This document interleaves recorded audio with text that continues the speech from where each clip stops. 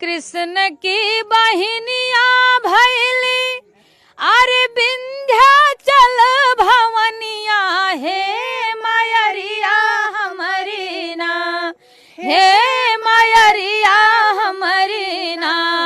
कहिया देबू तू दर्शनवा हे मयरिया हमरी ना कहिया देबू तू दर्शनवा हे मयरिया हमरी ना तोहरे दुआरे मैया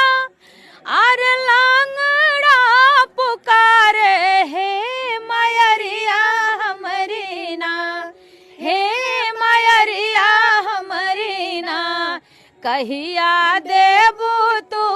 पयरवा हे